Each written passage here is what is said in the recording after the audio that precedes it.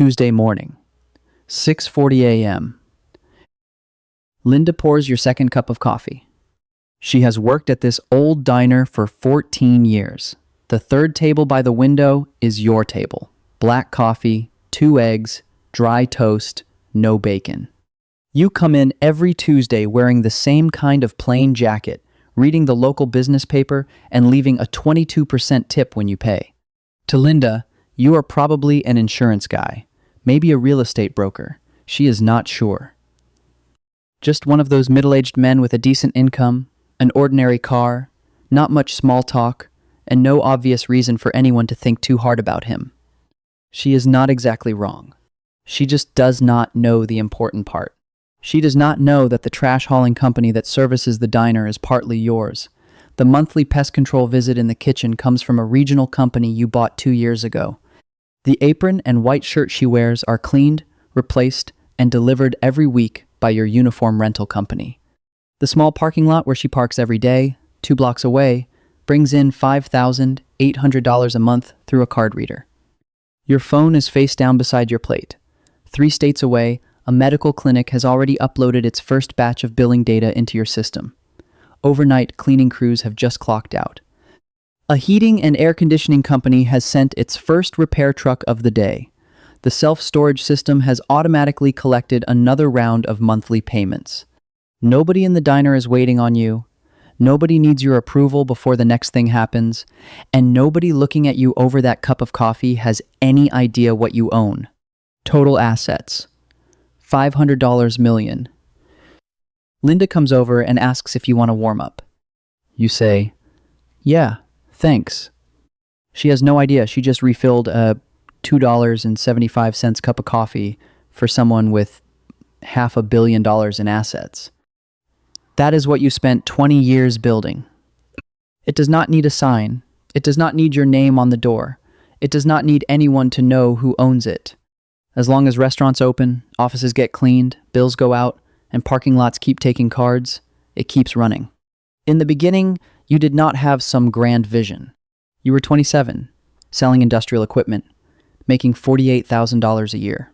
One night, a little after 11, you were waiting in the lobby of an office building for a client to finish a meeting. You had a quote sheet in your hand and were tired enough to keep staring at the same row of chips in the vending machine. Then the elevator opened, and the cleaning crew came out with their carts. One person changed trash bags, one wiped down the glass, another went into the bathroom to restock paper towels. They moved like they knew the building better than the people who worked there during the day. They knew which door stuck, which light flickered, and which conference room was always the worst. No one in the building was paying attention to them, but the next morning everyone would walk into a clean office and assume it was supposed to be that way. You stood there, and, for the first time, stopped thinking about who was doing the work. You started thinking about who was collecting the money. The next day, you began looking into commercial cleaning companies. The industry did not look like an opportunity. No cool name, no growth story, no technology moat that would make investors sit up straighter. But the more you looked, the more solid it became. Law firms needed cleaning. Dental offices needed cleaning. Schools, small hospitals, warehouses, restaurants. And they were not deciding every day whether they wanted it. They signed contracts. They renewed. They complained about the price sometimes, but almost never wanted to deal with the work themselves. 6 months later, you met Frank. Frank was 64, with bad knees and a commercial cleaning company he had run for 23 years. 18 recurring clients, 9 employees, 2 old vans, messy books, but steady cash flow. His son sold software in Arizona and had no interest in taking over. Frank was tired of getting phone calls from employees at 3 inches the morning. You met at a Mexican restaurant. He ordered Diet Coke, spent 10 minutes talking about one employee whose son had just started college, and another 5 minutes on a client who always paid late but never stiffed him. You asked him one question. If he did not show up tomorrow, what would be the first 3 things to break? Frank looked at you for a long time and said, "You don't seem like someone who buys companies." You said, "I'm not." That was the first deal. You did not have much money. You scraped together the down payment, found a local bank, and worked out seller financing with Frank. You promised to keep the company name, keep the employees, and leave the customer relationships alone for the first year. When the deal closed, he handed you the keys. The key tag said, Supply, Closet, B. You sat in your car and looked at them for a long time. Because you knew those keys were not some symbol of an entrepreneurial dream. They were just keys to a supply closet, an office, and 2 vans. But behind them were 18 contracts, 9 people who knew how to do the work, and something that had to happen every night even though almost nobody wanted to notice it. The first year was not romantic. Employees were late, clients complained, vacuums broke. One night at 2 a.m., the side door at a hospital would not open, and the cleaning crew could not get in. You drove 37 minutes to deliver a spare access card. Afterward, you sat in the car with gas station coffee in your hand and thought, this does not feel like being a business owner. It feels more like buying a pile of problems nobody else can see. But by the end of the year, the loan was being paid on schedule, the clients had stayed, and the cash flow was steadier than your salary. What really changed your thinking was the first month-end report.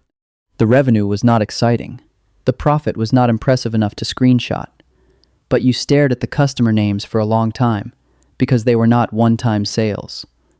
The law firm would open again next month. The dental office would see patients again next month. The small hospital would still need cleaning records next month. You suddenly understood that the company's real value was not what it made this month. It was the fact that next month, people would probably keep paying.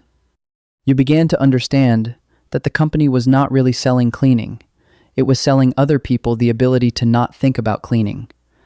As long as the client walked into the office the next morning and did not have to think about it, your company still had value. After that, the way you looked at businesses changed.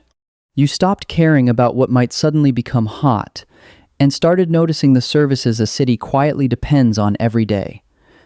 Restaurants cannot ignore pest control. Clinics need someone to send out bills. When summer hits, the phones at heating and air conditioning companies start ringing nonstop. Parking lots, self-storage, uniform rental, laundromats, none of it sounds pretty, but they all share one thing. Customers usually do not pay because they love the service. They pay because not paying creates a problem. The second company was a pest control business. The owner, Raymond, was 67.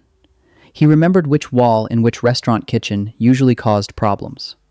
He had 412 customers, low churn, and prices that were too low because he had not seriously raised them in 9 years.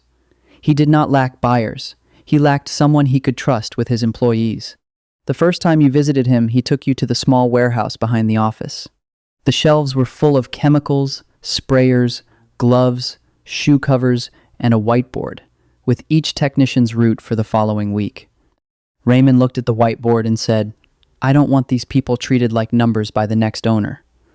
You did not answer right away, because you later learned that most owners who really want to sell eventually circle back to the same concern. They talk about price, taxes, payment terms. But underneath all of that, what is really holding them back is that they do not want to feel like the person who sold off the people who helped build their life. You wrote the key employee protections into the deal. He signed. After that, the deals began to have a pattern, though they never became easy. The medical billing company owner wanted to move closer to his grandchildren. The heating and air conditioning company was overwhelmed in the summer and still busy in the winter. The parking lot had 2 card readers and a piece of land nobody thought was attractive, but every morning at 7, it started collecting money. You bought the uniform rental company because a restaurant owner cursed for 11 minutes on speakerphone. At the time, the company was not yours.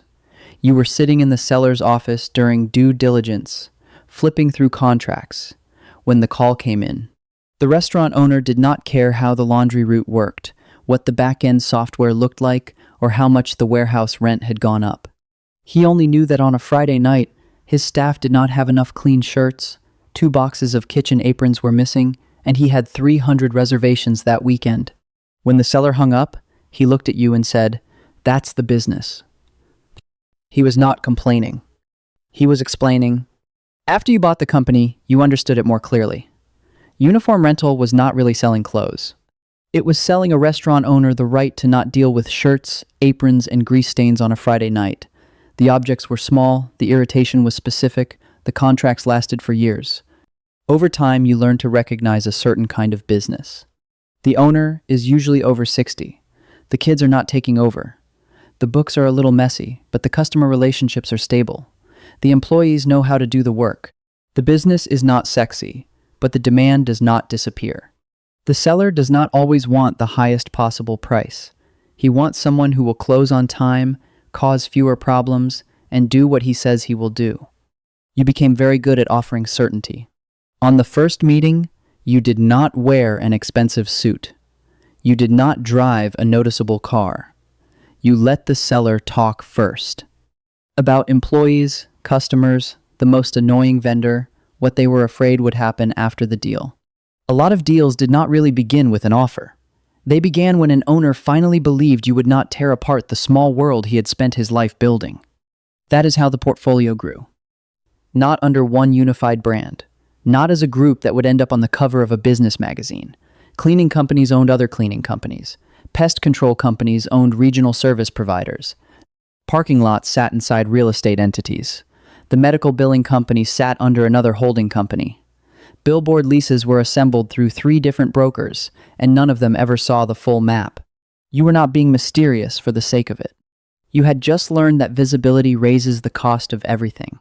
If sellers know you have money, the price changes. If friends know you have money, the relationship changes.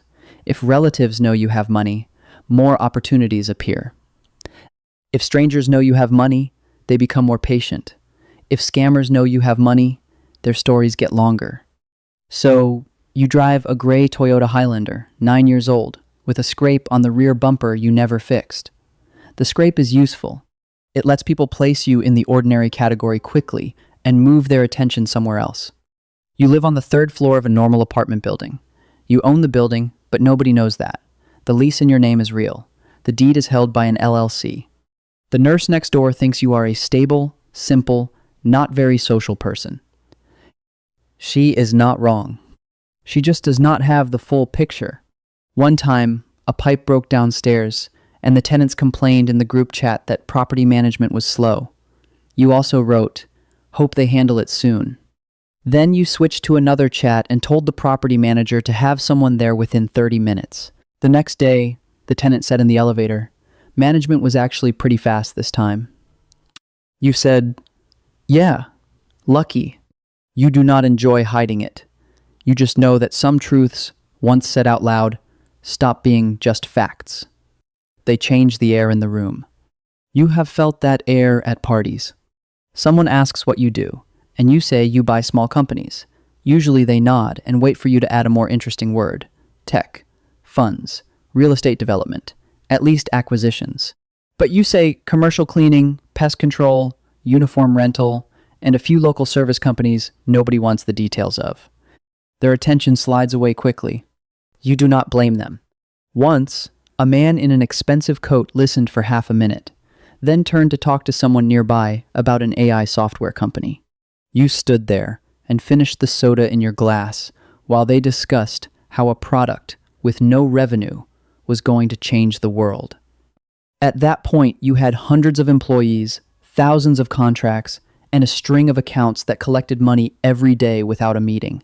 You did not join the conversation.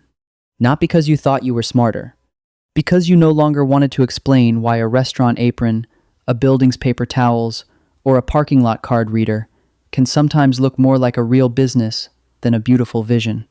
Your friend Marcus is one of the few people you truly care about. He runs a small remodeling crew. He is skilled, steady, and has been stuck at the same size for years, not because he does not work hard, but because the cash flow is too tight. When a project gets even a little bigger, he has to walk a tightrope between materials, payroll, and when the client actually pays. One year, he came to you with an opportunity, a small commercial renovation project, good margin, real client, but he needed $120,000 in working capital.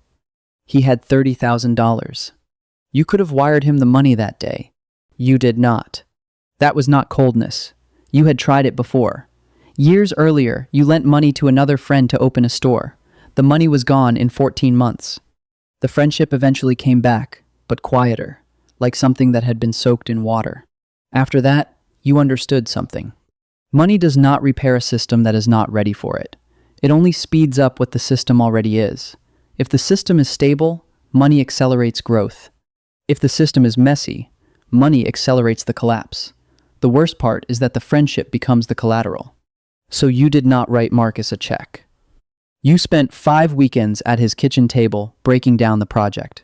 When materials had to be paid for, when the client would pay, how much cash payroll needed each week. What happens if the client pays 30 days late? What happens if costs run 12% over budget? You taught him how to build a cash gap schedule, but said you had learned it online. You helped him prepare the local bank application, but said you were just good at organizing paperwork. He ended up getting a smaller, healthier line of credit. The project worked. 3 months later, he texted you. I thought I needed money. Turns out I needed structure.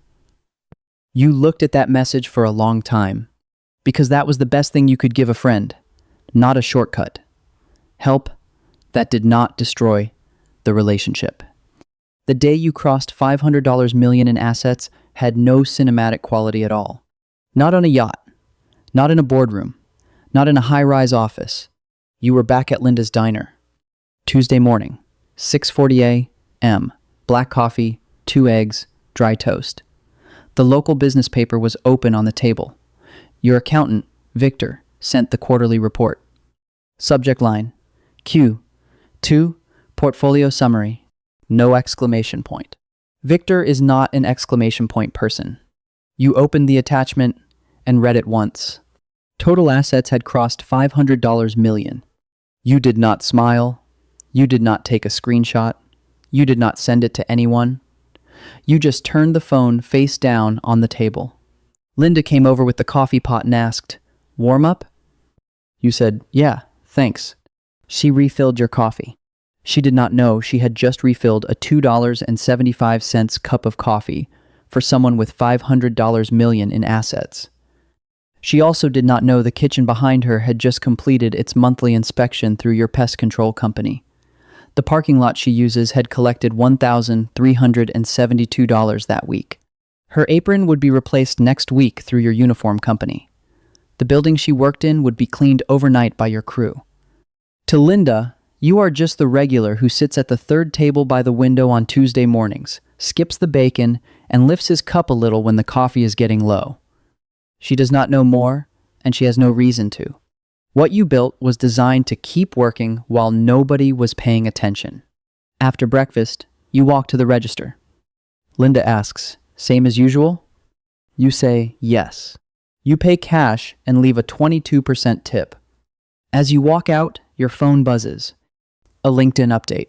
Gerald, 68, the owner of a local heating and air conditioning company, has just changed his profile headline to "Exploring what comes next." You stand by the parking lot before opening your car door and take out a small notebook. You write down his name. Under it, you leave 3 blank lines to fill in slowly when you meet. How many employees he has, how stable the contracts are, and what he is really trying to protect. Then you close the notebook and get into the Highlander with the scrape on the rear bumper. The diner lights are still on. The city is just starting to go to work. Dozens of businesses nobody will talk about at a party are quietly beginning another day. A few of them will belong to you eventually.